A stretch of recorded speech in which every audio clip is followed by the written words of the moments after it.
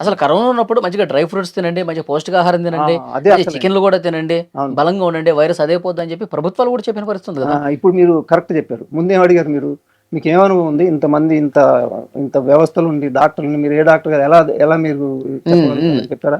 ఇదే point correct నేను catch చేసింది. ఏంటిదంటే అందరూ ఏం చెప్తున్నారు? ఫుల్ తినండి. మీ ఇష్టం నాన్ వెజ్ తినండి. మీ పొట్ట పట్టిన కాడ తినండి, పండుకోండి అంటున్నారు. ఓకే అండి. పొట్ట పట్టిన కాడ తిని పండుకుంటారు. ఇప్పుడు పొట్టలో ఏముంది? ఇక్కడ వైరస్ వస్తే పొట్టలో ఏముంది? అంతకన్నా పెద్ద వైరస్ ఇది పొట్ట నిండా ఆహారం ఉంటే. హ్మ్. పొట్ట నిండా ఎప్పుడైతే ఆహారం ఉందో మన ఎనర్జీ మొత్తం, మన ఉన్న శక్తి మొత్తం దాన్ని అరిగించడానికి పోయింది. ఎప్పుడైనా మీరు ఫుల్ తిన్నారంటే ఏమైద్ది? దీన్ని అరిగించాల్సిందేగా. అందుకే చూడండి మన చికెన్, మటన్ తిని ఎవరైనా పోయి పరిగెత్తమని చూద్దాం.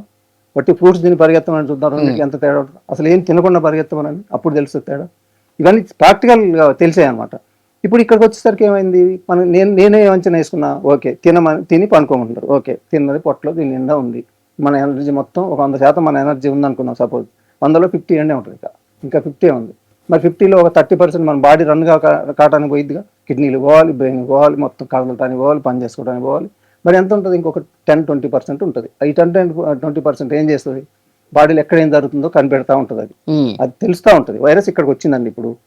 ఇక్కడ ఉంది పెద్ద అసలు. మొత్తం 50% మనకి శక్తి అంతా పోయిందిగా అక్కడికి.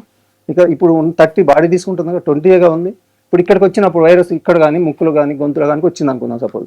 అదేం చేస్తది? బాడీకి తెలుస్తా ఉంటది. ఎందుకంటే మామూలుది కాదు మన బాడీ. ఒక అద్భుతమైనది మన బాడీ. అది తెలుసుకోలేకనే మనం ఇన్ని మాట్లాడుతున్నాం. రివర్స్ కాదు, తగ్గదు అది ఇది అని. అది తెలుసుకుంటే తెలుస్తది.